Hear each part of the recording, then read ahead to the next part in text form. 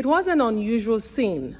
Before the Federal Executive Council meeting went behind closed doors, President Bola Tinubu made his position clear, restating an earlier directive that police officers guarding very important personalities and ministers must be redeployed to strengthen national security. If you have any problem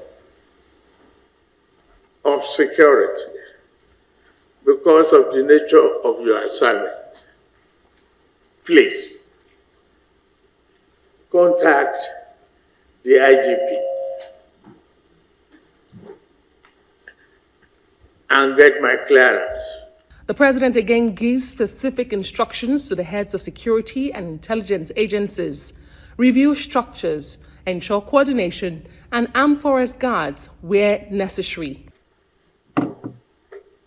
The Minister for Interior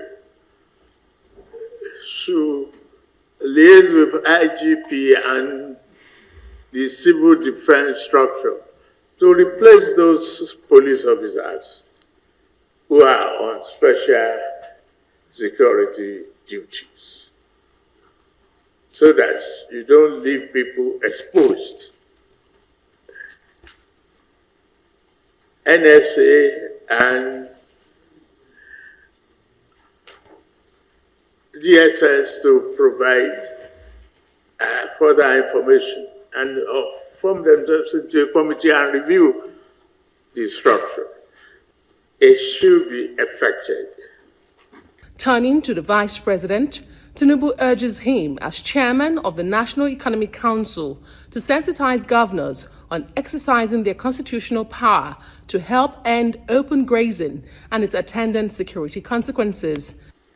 We must eliminate the possibility of conflict and turn the livestock reform into economically viable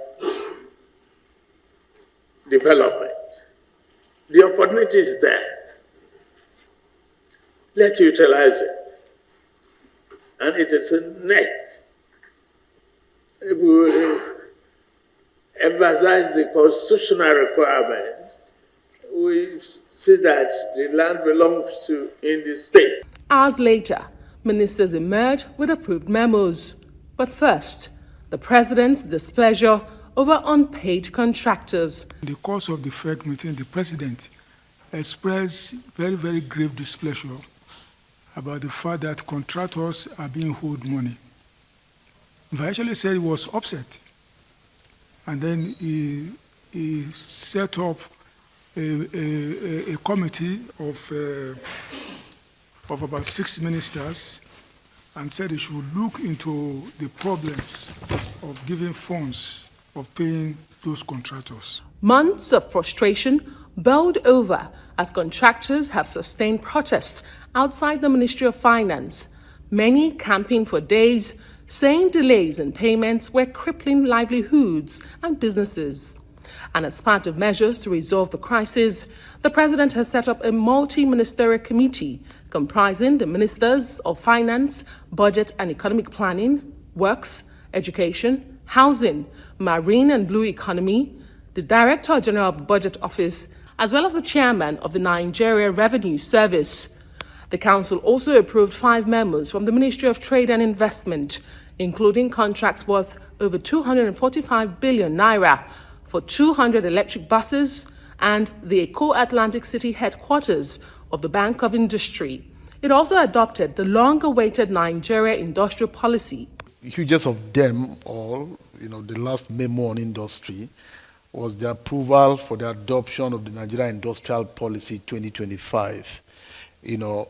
This policy was validated a few months ago, to the general claim. On aviation, the council approved major upgrades to navigational systems and airport infrastructure across Nigeria. The second, third, and fourth one are infrastructural improvements, real infrastructure in navigation equipment. The president is very, very concerned about improving the navigational aids in Nigeria. He has told me a number of times that he wants Nigerians to fly safely within our airspace. Nigerians have witnessed directives on security ignored severally in the past, including a presidential redeployment. Today, President Bola Tinubu is reiterating his orders, insisting no going back. But the question remains, can he enforce compliance and resist pressures from VIPs insisting on police protection? Well, the government's ability to turn these decisions into actions will be closely watched. From the presidential villa, Adesua Omoruan, Arise News.